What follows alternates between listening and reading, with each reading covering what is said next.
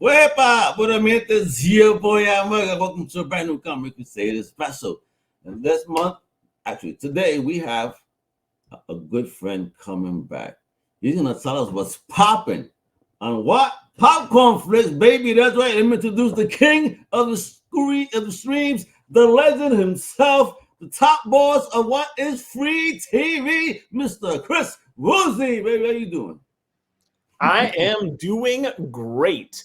Excited to talk about all the fun stuff we have on Popcornflix this month. This might be the best month I've seen on Popcornflix, and that says something. Folks. So much good stuff. Dig in, because I love digging in quick to these, because you're a bit. Chris is the busiest man I've ever met. Yeah, he's out there hustling, letting people know about free content. How amazing is that? So check this out. Right now, let me add it to the stage, baby. We're gonna go through it. Ooh, I'm excited for what I already see first. Oh my gosh. Epa, there we go. Woo-hoo-hoo-hoo-hoo. Yeah, this is the one that started it all, baby. Whoa. This is the original Godzilla, 1954. So I rewatched this recently. You know, I saw it a bunch of times when I was a kid, and my son really wanted to go see Godzilla -1, and so we went to go see that, and I loved it. Like, I could not say enough good things, and it's actually made by the same studio. So Toho. Toho. A lot of the Godzilla movies were not made by Toho. They kind of farmed it out to other studios. But -1, which just won the Oscar for Best Visual Effects, well deserved. Such a good movie. I want to see the noir version, the black and white that they have. I did too. Yeah, I saw it in Japanese, so I did not see a dub, which was I loved it. I just thought the storyline was spectacular. Like, what a lot of these movies don't do, they just crushed. And that's having a really good human storyline that didn't even need, like, if you just had the movie without Godzilla in it, it still would have been a great film. And that's what people don't understand too.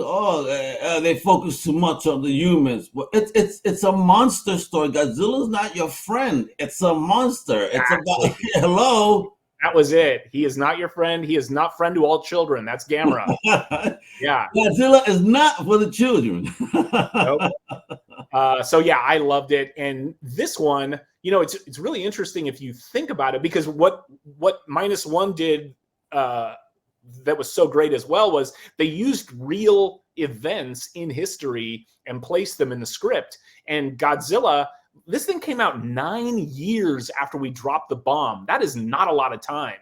And so for there to be a movie about nuclear power and the danger of it 9 years after people just got their lives completely destroyed by the bomb, I mean, apparently it was so scary in the theaters when this movie was originally aired that people ran screaming from the theater. They couldn't take the intensity. And if you watch this movie, it's not cheesy. Like, it's intense. Like, it's a great film.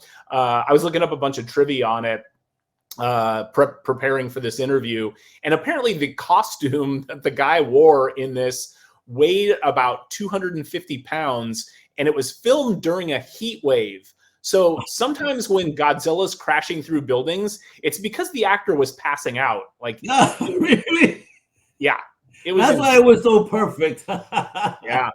And then another fun little tidbit, you know how sometimes films will shoot day for night because they can't afford to do a night filming? Well, this one they shot wet for dry. So they couldn't afford to have the guy in like a scuba outfit, in the Godzilla outfit, walking on the bottom of the ocean. So they actually had him walk in front of a gigantic aquarium, and they shot through the aquarium so you would see all the fish, and it looked like it was swimming around him. But in reality, he was on dry land on the other side of the aquarium. But it's just great. So much fun stuff. Ingenuity. Hey, you got to figure it out, you know. They didn't have PCs back then. Guerrilla filmmaking, man.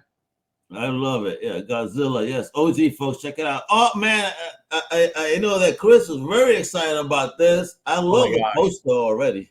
Yeah. So I watched it last night. It is probably one of my favorite films of the last year. I love this. I love I love everything about it. I love caper films. I love like quirky character films.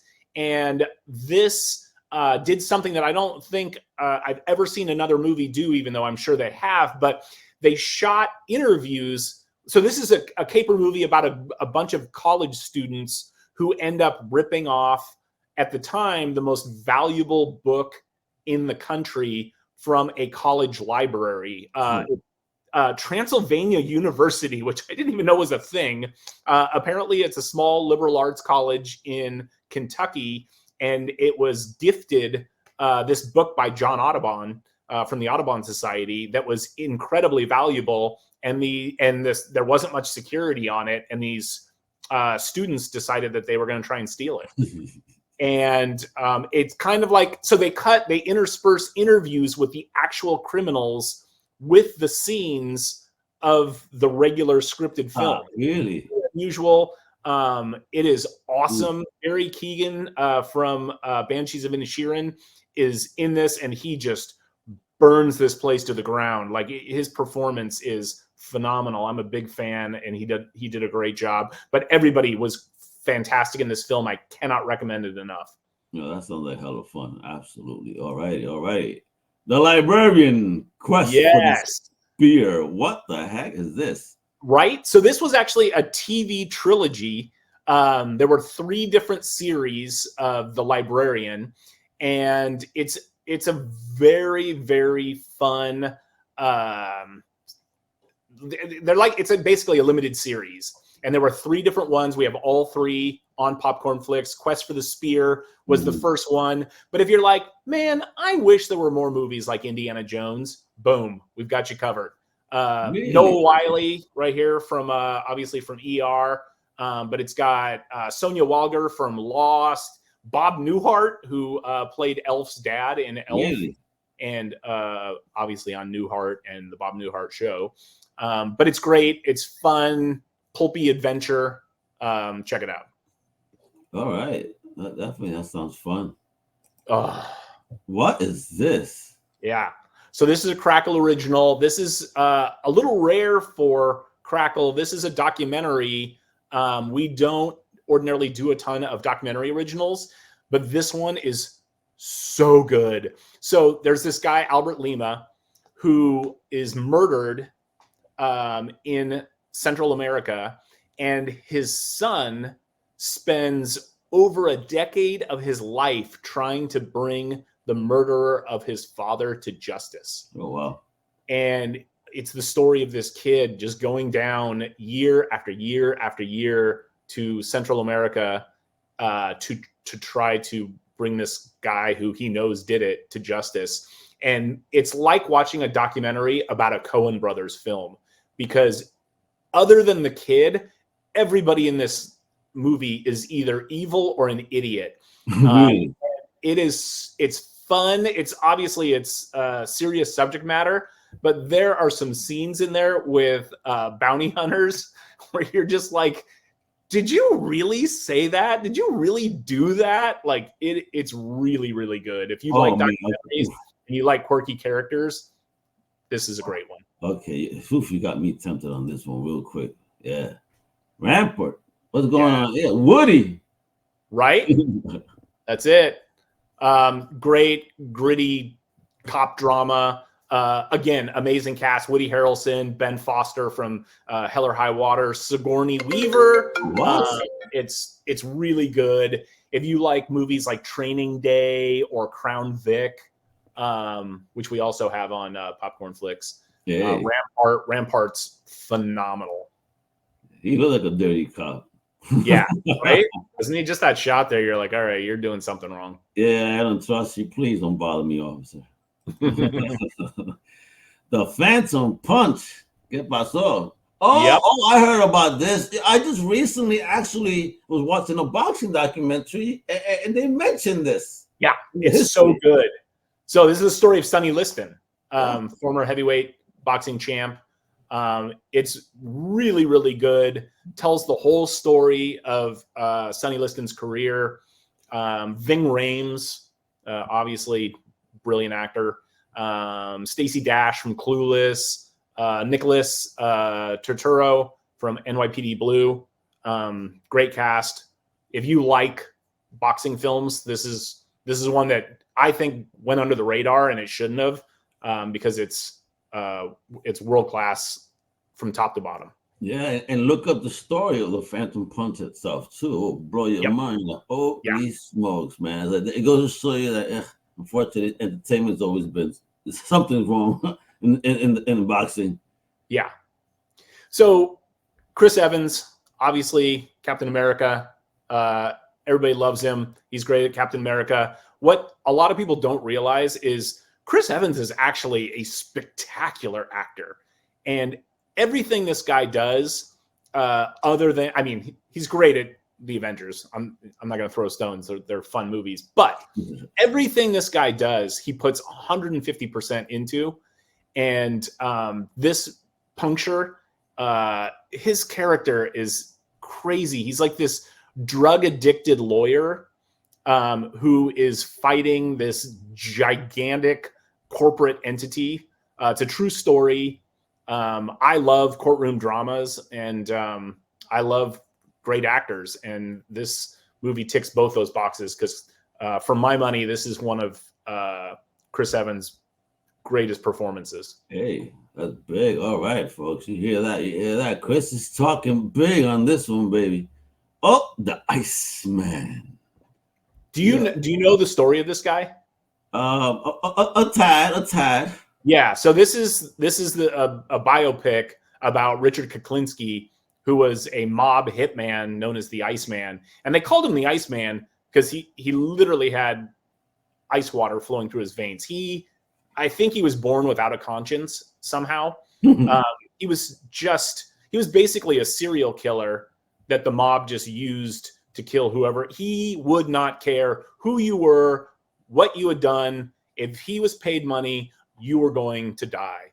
And he literally, I read his biography right before this movie came out. And he literally got a crossbow in the mail one day that he had ordered and wanted to know how good it would work. So he just drove down the street and shot some guy walking his dog with this crossbow just because he wanted to test it out. Like, didn't know who the guy was, didn't know what he had done. Funny? Isn't that funny? But it's like, wow, how can someone be so demented? It's insane. Yeah. Right? So this is obviously unbelievably dark. But especially with this actor, because when this on screen, that in the picture right here, this actor acts like crazy, or on that bad guy. I mean, he brings a level of intensity to his role. Like, it's very believable. Oh, I don't want to mess with this guy in real life. He might be really crazy. Exactly. I recommend it. It is dark, and it's not an easy watch, but and also has Chris Evans again. Chris Evans is in this. Ray Liotta is in this. James Franco, Winona Ryder. I mean, it's got a great cast.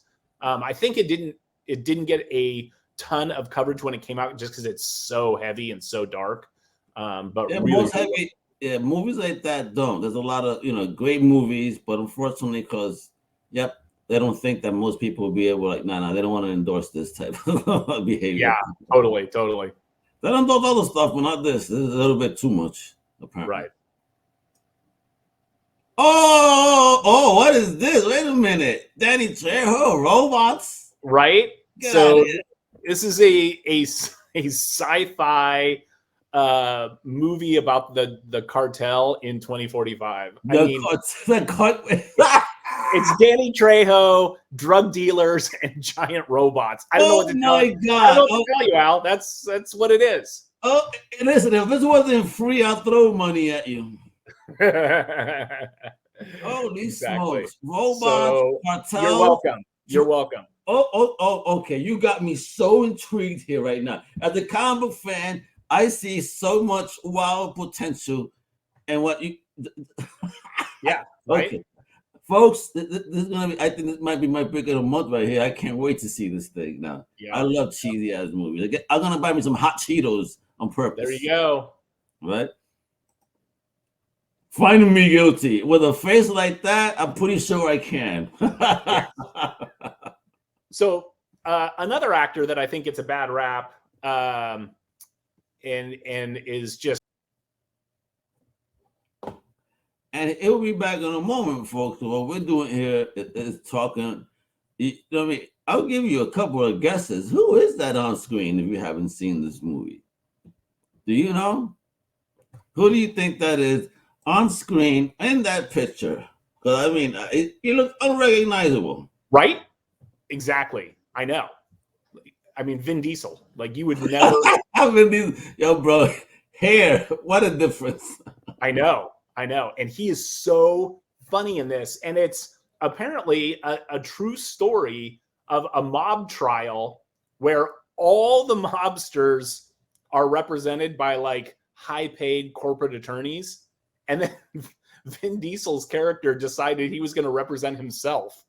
And so if you like My Cousin Vinny and you like courtroom comedies, all right, this one it's pretty hysterical. Like, and it I guess is a true story. I didn't do a lot of research looking into it, but Peter Dinklage from Game of Thrones is also in it. Ron Silver from The West Wing. Okay. It's very funny. All right, I'm in. And yeah, you keeping us in this month. Oh, what is this? What is this? All right, listen. I believe I've heard of this as being one of the French superhero movies. Is it French? Yes. Yep. There you go. I mean, you have it here. Oh God, I can't wait. I know. I was like, when I saw this on Popcornflix, I was like, oh, I got to put this on Al's list. When we're done, I have not had the chance. I'm happy. When we're done, I have to watch this. I have to. Yeah. I mean, you would never think the French would do action films well. It just doesn't seem suited for their culture. They nail them. Some of my absolute favorite action films of all time are either written by, directed by, or starring French folks. I think they nail it. And Rendell is great. But dude, I mean, look at the costume. Oh man, I cannot wait. Okay. I'm going to be talking about this completely podcast for sure after I watch it, because I'm very interested. I like to watch the foreign superhero and see how they interpret it, because it's just not the Americans making blockbusters. Exactly. Dog Valley. This looks like trouble with that poster. Yeah. So another true. So this is a murder of a gay student named Gordon Church. And it tells the whole story of the murder, the investigation, the court trial. It's really, really good. Really? Another one, tough subject matter, tough to watch, but yeah, it's an interesting story and one that needs to get told. Chris, Popcornflix is popping this month for real. Woo!